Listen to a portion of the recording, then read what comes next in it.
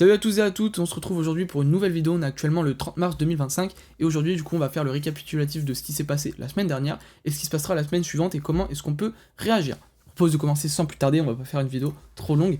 Donc on est sur le BTC, donc qu'est-ce qui s'est passé cette semaine? Vous voyez que en vrai depuis la semaine dernière, donc la semaine dernière on était dimanche, on était ici, alors on était plutôt ici, vous voyez qu'il n'y a pas eu trop de fluctuations si on prend dimanche à dimanche, vous voyez.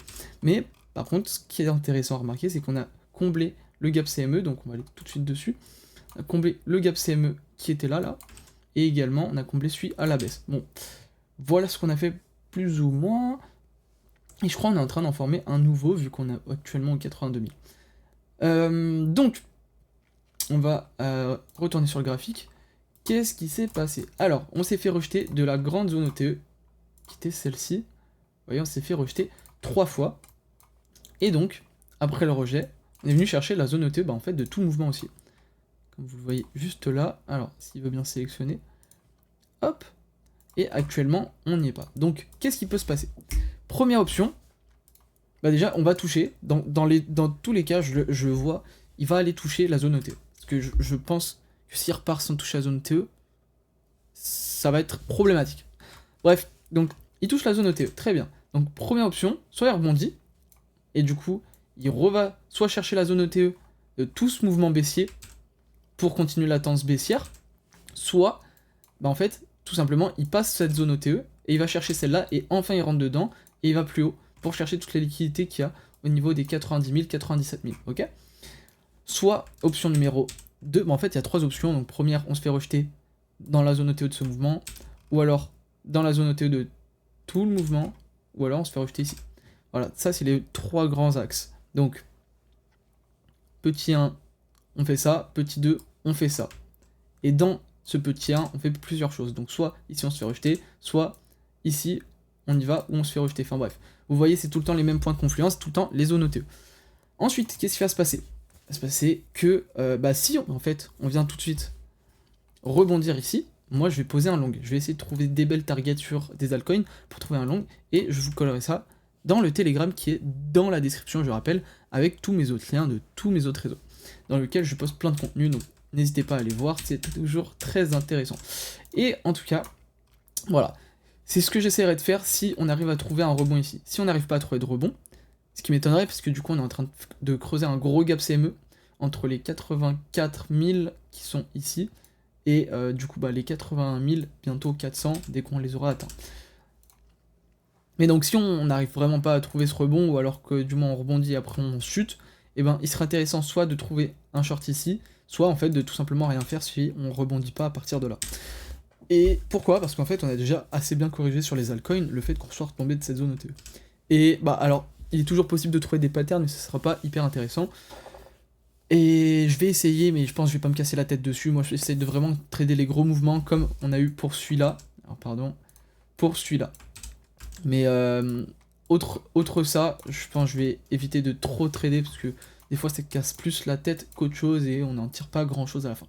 Ensuite pour Ethereum, on va voir sur Ethereum BTC, vous voyez, il a perdu énormément de force et il est venu chuter faire un all-time low. Donc il est venu faire un peu, alors peut-être pas all-time mais en tout cas à court terme. Et du coup sur ETH, bon bah là le short il se passe très très bien, comme vous le voyez. Mais on n'est pas encore clôturé en dessous de cette mèche. Et je pense qu'on va pas tarder à clôturer en dessous de cette mèche, à moins que BTC rebondisse. Et je pense que BTC va rebondir. Donc là, on est dans des très belles zones d'achat, en tout cas en spot. Voilà. Pour la chart Other, on du coup s'est fait rejeter par la zone OTE. Et ce que j'avais call toute la semaine dernière, c'est qu'on allait venir toucher les 250 milliards. Et c'est clairement ce qu'on est venu faire.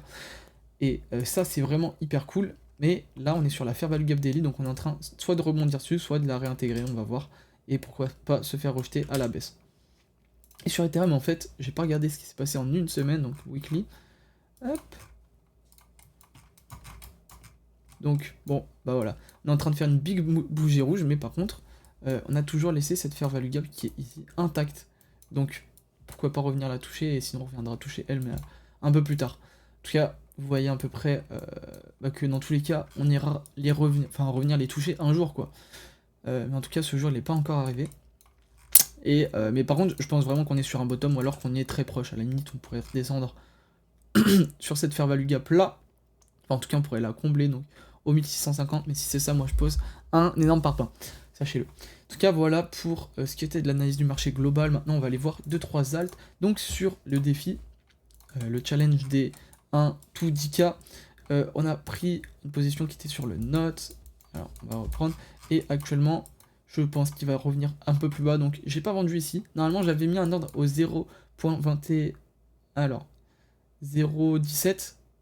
Donc, ici, là, 0.00217.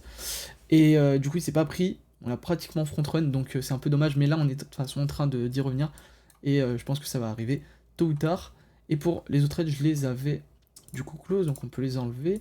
Pour ce qui était des coins à surveiller, le token, on n'est pas encore en zone ETE.